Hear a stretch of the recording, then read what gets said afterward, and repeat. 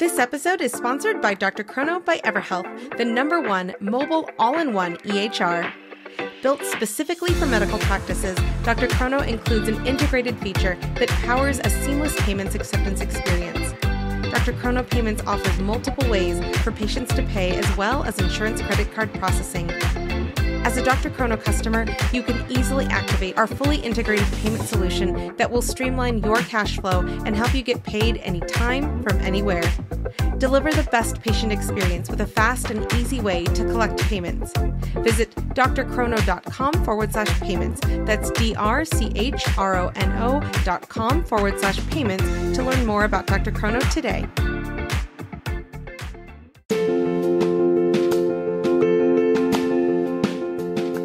Direct primary care is an innovative, alternative path to insurance-driven healthcare.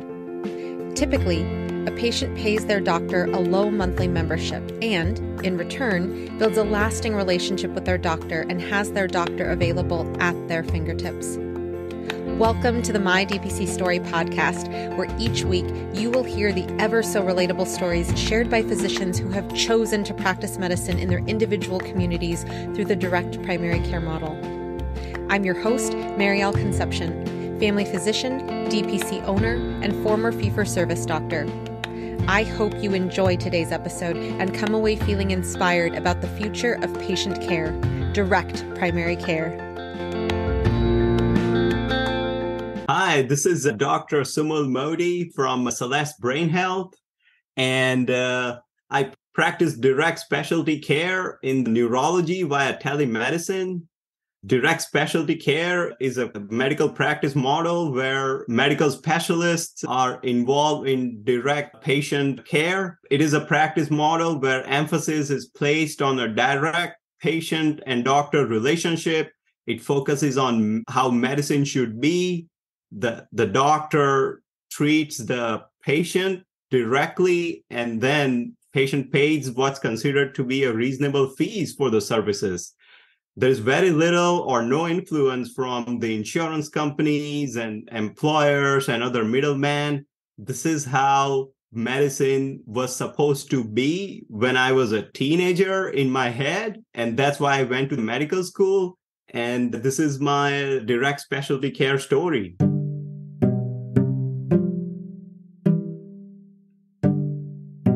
Dr. Sumul Modi is a board-certified neurologist who completed his neurology and vascular neurology training at Henry Ford Hospital in Detroit. His areas of interest include migraine, stroke, and cognitive disorders. Dr. Modi has accumulated significant experience with telemedicine during the COVID-19 pandemic, and he is excited to be even more accessible with the Celeste Brain Initiative, an exclusively telemedicine-based practice. He believes that timely access to a neurologist is extremely important and can provide earlier diagnosis and may change treatment outcome. He believes that every single patient is unique. They have different lifestyles, different sets of health problems, and different levels of understanding. Targeting all these together needs a more personalized approach that can lead to a better prognosis. Therefore, he loves to spend time with his patients to target all these aspects. Dr. Modi is also active in academic circles. He helps enroll eligible patients to ongoing clinical trials and has published a number of research studies in prestigious peer-reviewed journals that can be found easily on his Google Scholar page. He is affiliated with Novant Health in North Carolina and Synergex Med in California and opened Celeste Brain Health with his wife, a fellow neurologist, in 2022.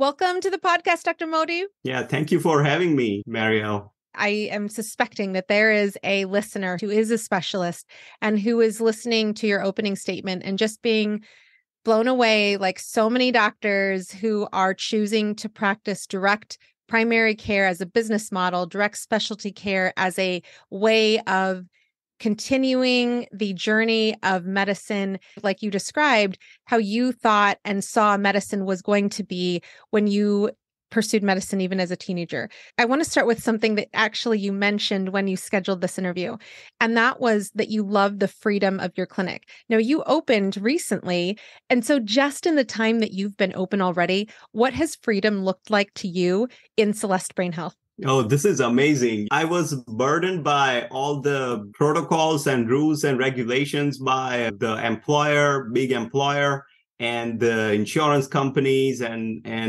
that's everywhere. It's not in one state or one employer or one part of the country. It's everywhere throughout the United States. So I have been enjoying now the freedom of interviewing and treating patients without worrying about what my employer wants or what the insurance company wants. This is the essence of medicine. This is how I thought medicine was when I was a teenager and decided to be a doctor. I didn't know about all these insurance companies and all these rules and regulations and I didn't know I had to navigate through all this web to treat my patients back then. Very, very sad and very true that even when I talk to residents who are just on the cusp of becoming attendings, they don't have an idea that what is to come is very different than what we wrote about in our admission statements to medical school.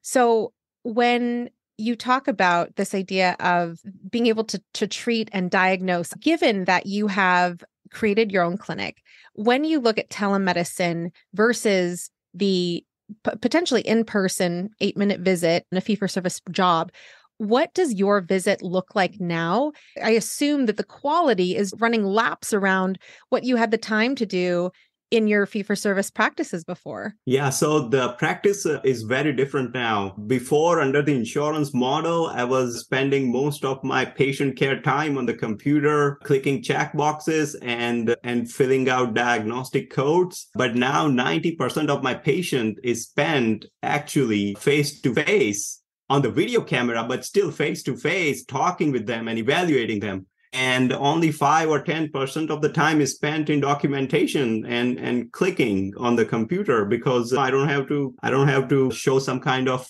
compliance to some insurance program or the employer protocols. At what point did you decide I have to do something differently if I want to continue in neurology? It was a burnout. I have been in the insurance model for last 6 years as a neurologist, and slowly over time, burnout was building up. And at some point, I realized that I'm not truly loving the practice of neurology that I used to before. And that was around mid 2022 that I realized that. And that's when I decided to move out of this model. When you say what you loved about neurology, what was it that you loved about neurology that you've rediscovered in your own practice now? I can focus back to the treating diseases and conditions. If I see a situation where I have to refresh my knowledge or read up on an article or something, I go and do that even before I see the patient. Previously, I was spending a lot of time in learning how the insurance companies and the big employers want patients to be managed. But now I don't have to worry about that part. What is the turnaround time to get seen at your practice? Just a few days. This is what I love about telemedicine. Yes, telemedicine is not able to diagnose all the neurological condition, and still 5% of the neurological conditions will require in-person exam. But that's just 5%. 95% of the neurological problems can be solved by the telemedicine. So patients don't have to wait for all these months. It's very efficient. Patients don't have to drive, wait in the office. And it's very useful for those patients who don't have transportation or those are disabled, and which is very common in neurology. Absolutely. And that's just what I was envisioning when you were saying that, like the tremors that prevent people from being able to drive safely an hour and a half to a specialist in our area, So when you decided that you needed another way, what was your journey like between, okay, I need to explore a different way and finding direct specialty care? Yeah, so in 2022, when the burnout was being built up, me and my wife, who is also a neurologist, by the way, we decided that our career is not going where we dreamed about half decade ago, and we have to do something. And we both have experience in telemedicine from before, so we just thought of an innovative way to start a medical practice. and not focusing on the rare diseases that require a detailed neuro exam, but rather focusing on those simple patients like a chronic headache, migraines, dementia, who have been waiting for weeks and months to see a neurologist. We thought telemedicine would be a great idea, and rather than focusing on getting an office space and how to establish a fully functioning office, we started thinking more about how to refine the telemedicine part so that the experience is seamless for the patients. It's easier for the patient if they need complex workup, imaging, labs, and all that. So how to accomplish that from remotely outside the conventional model. So that required some brainstorming and some courage and some risk taking.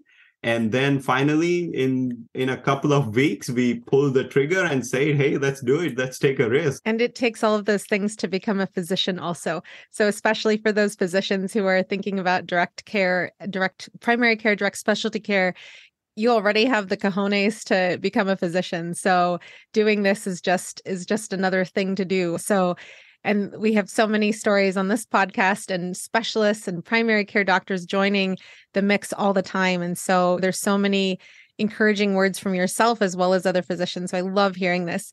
Because you opened in 2022, I want to ask about your guys' specific experience during the pandemic. How were both of your careers affected during the pandemic? And had you started doing some telemedicine during the pandemic out of necessity? Yes, actually, we started doing telemedicine through the employer as a part of necessity. And that's where we accumulated experience. And we learned that with telemedicine, the actual patient management doesn't change in any meaningful way. I personally hardly had a couple of times where I had to say that, hey, you need my physical presence there to examine you, so I can't do it, and I have to refer you. That happened maybe a couple of times in 3 years. So that's when I realized that, yeah, I will have less information from exam, and maybe patient will have less satisfaction because they're not seeing me in person. But the actual management doesn't change much. I'm still prescribing the same thing that I would. I'm still doing the same tests. Because you are a neurologist, because you're a specialist, one of the biggest fears that I hear from specialists considering the direct primary care business model is taking Medicare or not taking Medicare. And on your website, you clearly say you are not participating in insurance right now. So when you talk about the bravery, the courage to do medicine differently, what was the discussion like between you and your wife when it came to taking Medicare? We had a confidence that there is enough need of neurologists out there that even if it takes longer, even if it takes a couple of years to establish the practice, we would still achieve that at some point. So then we decided to opt out of Medicare. I love it. And in terms of where are you guys physically living, was there any issue opting out of Medicare based on your state where you guys are geographically located? No, we didn't have any issue in North Carolina. So once we decided to go that path, we needed to file for a limited liability company, and we had to discuss with an attorney and figure out the IT solutions like website and EHR and all that. And all of that process took us like 3 months or so, partly because we were both still working and we were phasing out. But if you have more time and resources, then you can probably finish all that in a month or two. It's incredible. The idea of opening one's own business, especially when it's not the route that most physicians take out of residency, it's quite incredible. And in terms of opening budget, what would you say your opening budget was around? So this was primarily telemedicine. So budget was not a big problem for us. We just needed less than $10,000 to get it started and going in the initial marketing and website and all that. But I guess the budget would be higher if you need a physical space and lease an office or something. Definitely. And, I would say that the residents, that's one of the things that they're blown away by. When you think about how transparent the direct primary care business model is, it really is so easy to figure out, like, okay, this is how much I am bringing to the table. This is how much I need. This is how much I'm going to be bringing in per patient. And this is how much I'm going to be like putting back towards my bills at the end of the month. It really helps with being able to budget soundly. So I definitely would say for those people who might be on the fence, really look into it. Ask Dr. Modi, ask me, ask other people who are actively doing the direct primary care business model and loving it, right? So yeah. Now, you are licensed in multiple states, California, North Carolina, and Texas. So when you decided to open your own practice, were you already licensed in those states, or why did you choose those states in particular? I was already licensed in those states, so it was easier for me to open practice there. Actually, I personally don't think it matters a lot because you just need one or two cities to focus. Even if you're primarily telemedicine, there are a lot of patients waiting for specialists and primary care doctors who can see them right away. Can't agree with you more. And with you being geographically in North Carolina, were there any issues with non-competes when you decided to open? Since the practice is telemedicine, I did not have any issues with non-compete because my non-compete was only limited to inpatient neurology services. That is a huge thing to keep in mind for those people who are looking to practice and they're worried about non-competes. It's definitely something to rewind and listen to again. So that's awesome. Now, in terms of your wife joining you in the practice, you mentioned that you guys are an LLC. How did you create that LLC? Are you guys co-owners? How does that work legally? Yes, we are co-owners, 50-50%. And we used LegalZoom. Not that I'm advertising, but if you want to just open a simple professional LLC, it's very easy. Awesome. What did it look like on opening day? Did you have marketing done to get patients in the door on day one? Or how did you start getting patients into your practice? Yeah, so we had marketing started as soon as our malpractice was in place and our EHR and e-prescription was in place. We started marketing and we started getting inquiries right away. Awesome. And when you talk about marketing, what was your strongest lead generator that resulted in patients? The strongest lead generator was the direct primary care doctors that I had made connections with, some chiropractors, and those referred patients were the initial lead generator. Awesome. And this is something that I'm going to quote from Dr. Una, whose podcast is the Gantry MD podcast, but she says, your network is your net worth. And so that is awesome that you were able to talk to people and that resulted in patients in your practice. When you and your wife are practicing, do you guys have your own panel of patients or do you share patients depending on who's ever available? So we share patient on whoever is unavailable, and we don't exchange patients. Means if I see patient for the first time, that patient stays with me for continuity of care. Love it. And in terms of your guys' practice, do you use a portal? So if somebody needs to send you an image or a video or anything, a patient can upload something? Yes, absolutely. We have a portal. Awesome. Some practices don't have portals and other practices do. I do myself.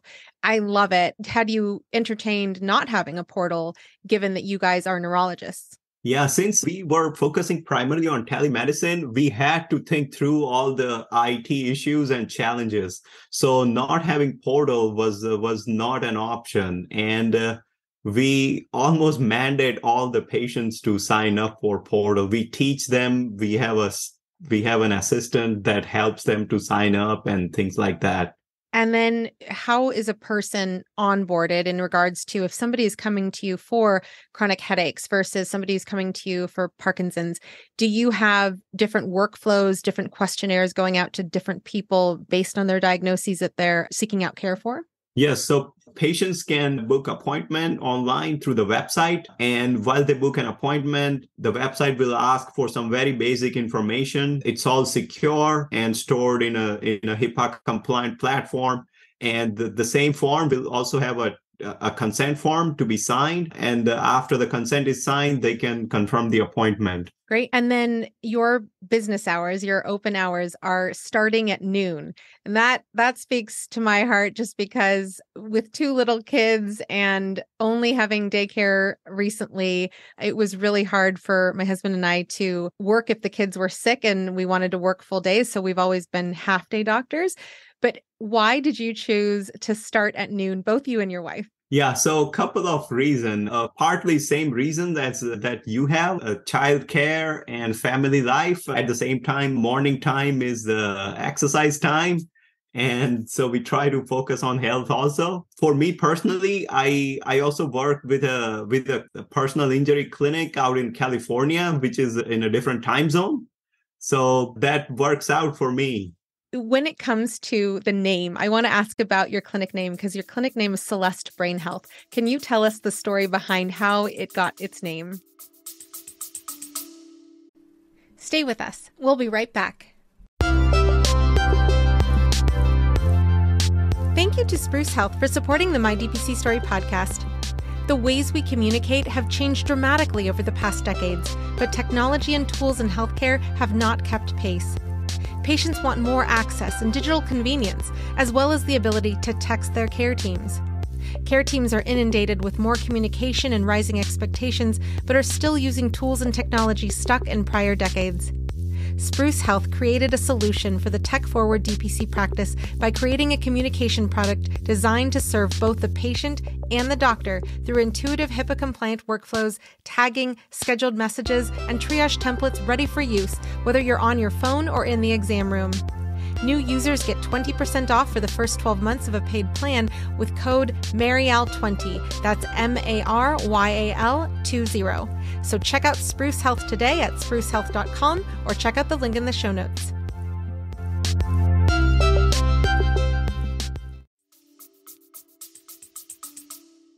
Yeah, that's interesting. Actually, while we were in the process of establishing and starting this practice, one evening my wife was reading a space book to our 4-year-old toddler. And while they were talking, the word Celeste came somewhere. And they both decided that they're gonna give our practice that name. And I said, okay, that sounds like a good name. That's awesome. You can do whatever you want. And I love the stories behind clinic names, especially when they're unique like that. So that's incredible. Now, I refer back to Dr. Dhruv Joshi, who was the other neurologist in season 1 on the podcast, and he was talking about the difference in neurology when it comes to memberships versus paying for one-off services. So when patients are coming to your practice, do you have offerings for both one-off services and memberships? And what diagnoses fall into either of those categories? So yeah, we have options for members and non-members. Most of our patients are non-members because they need a neurology consultation one time follow-up or once a year follow-up or something like that. And so they can choose to be non-members. And if patients have chronic conditions, like especially chronic headaches that require a lot of back and forth communication and chat messages with the doctor and phone calls, those are the patients that we recommend to be members so they can have my access to my direct number. Gotcha. And in terms of your fee structure, your fees are listed on your website, but then what happens if they do need communication afterwards, a follow-up visit with you? Do you have certain fees based on time?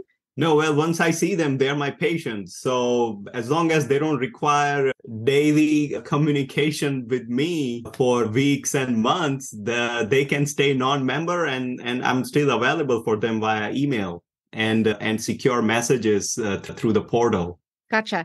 And then given what you just shared, have you and your wife envisioned what's your maximum number of patients that you would like to have in your practice? So since this is a specialty care, most of the patients would not want to be a member. And so we are not aiming any number of members target or anything like that. Our practice is mostly going to be non-membership based, first visit, follow-up visit, etc. Gotcha. Given that you shared earlier that you are also working California hours with the personal injury company, and you are also with what you shared, not necessarily having a goal of we want so many members by this year, do you see having a second job is recommended or necessary in your opinion? Yeah, initially in the first few months, I think it would be necessary to have a second source of income, because you can't predict till how long you will keep spending money in marketing and all those efforts to get your practice going. Just recently this month, we will probably be a little bit positive in terms of earnings. So over time, when we increase our margins, we will slowly phase out other sources of income. When you were looking at working with the personal injury company in particular, what was it that appealed about that job in particular versus another one with Celeste Brain Health? Yeah, so that personal injury practice is a relatively small practice. It's run by one of my friends. And he was already running this practice over telemedicine. So I wanted to get some more exposure and learn more about concussion and TBI and headache management over telemedicine settings. So that was a good learning and a good side income job for me right now. I think that's awesome. And it goes back to what you love about neurology, the fact that you're able to continuously learn and be involved in ongoing research, updated care for your patients. And so with that said, going back to the finances of your practice, one of the things that is clear on your website, if you have a cancellation or a no-show, that the fee is paid, period. And I think that is a very reasonable thing, especially for people who are doing one-off visits. But it's something that, going back to the bravery, the confidence that you talked about, how did you guys decide to say, yeah, if you cancel or if you no-show, you've taken my time, and so you have to pay the fee that we put on the website? How did you guys get to that point where that was okay for you guys to do that? Yes, we are offering our services at reasonable cost, and any no-show would cost practice. So we decided to go with the non-refundable fees, and I think this is the norm for most practices in this setting. However, just because it's there doesn't mean we strictly enforce it. And we understand things happen, and if someone has to cancel, we will refund for time being. And I appreciate that honesty, because we're people-based practices. We have people-based practices, and so I totally get that. Like, I have a patient who she doesn't prefer to pay with credit card; she prefers to pay with check. And she's like, "Oh, I owe you some money." And I'm like, "This is true. I'm not going to cancel your visit today because you have a tab." So I think that's it's just bringing out the humanism in your medicine. So I love that. On your website, you are also affiliated with Novant Health. What does your involvement there look like still while you're practicing at Celeste Brain Health as well as the personal injury company? So that's where I was employed for 3 years before I started this. And I used to work in inpatient and emergency setting for neurology, and sometimes I miss that. So I still have an affiliation with them for locum shifts. And there I do see insurance patients, but it's through the corporations, and it's very different practice than what I have here. How do they bill the patient's codes if you're opted out and a patient is a Medicare beneficiary? They probably call me when there are no neurologists available. Gotcha. Especially in emergency room care setting, that is something that some people are not necessarily aware of, that you don't have to be opted in to provide emergency services. So that's really great that you highlight that, because that's another way for people to make money while they're funding their DPC or direct specialty care. When it comes to, you mentioned imaging and labs, and being able to recommend them is one thing. Being able to say, hey, you're in Texas, go ahead and see this person for a discount lab, or this person in California, or this person in North Carolina. How did you create partnerships so that patients, no matter what state they're in, could access direct care labs, direct care imaging, direct care neurological studies? Yeah, that is the most important aspect of any individual private practice. Networking, as you mentioned, networking is net worthing, and over time, you build those connections and relationships, and you figure out what would work best for the patient. And you sit with this big directory of imaging and lab centers and direct specialists and direct primary care doctors and see on Google Maps where the patient lives and try to make it as seamless as possible for the patient. Yeah, it's like having little nuggets of gold. I'm born and raised in Sacramento, so that's my first association is little gold nuggets. But having a contact that is willing to send you the cash pay prices of their radiology center when others are not, it's just so incredible to have those resources. So now going into the future, would you guys ever consider a physical space? Well, we have been loving this so far. There are just challenges that we are facing in refining this telemedicine model. And I'm sure there are more challenges coming into the future. I think this is where the future of medicine will be. Most of the services that can be delivered on a video call will be delivered on a video call over time. So no, we are not looking into physical space. Gotcha. And when you mention challenges, what specific challenges are you guys going through at your practice right now? So the first challenge is obviously it's a new practice, like a 4 or 5 months old practice. And so we are still in growing phase. We are marketing. We are stumbling here and there to find out the best way to market in the shortest period of time and at the lowest cost. Another challenge is, as I mentioned, building the network of people within the same model. So we have to go through databases of primary care and specialty care doctors that are in this kind of practice model, imaging centers, labs, and all that, and how to use all that information. As you can imagine, it's a big Word document, an Excel document where everything's laid out based on patient's geographic location. So trying to go through that and automate that process so we don't spend a lot of time there, that's a big challenge right now. I hear you. You're also only, 4 or 5 months into this, but that is definitely what I like to call a sophomoric stage of things when you're getting past like, how do I work my EMR to like, oh, how do I finesse my tech to work the way I need it to work? So I think that's great that you guys are in that space because as you have mentioned, this is the future of healthcare in America. Technology will evolve with us, but with you being a specialist doing this now, you'll be a true seasoned expert in a few years. Now, when you think about your burnout and the experiences that drove both you and your wife to choosing direct specialty care, what other words of wisdom would you have for other specialists who are feeling that burnout, who are thinking about, hey, maybe I just leave medicine, but who are open to thinking about direct specialty care?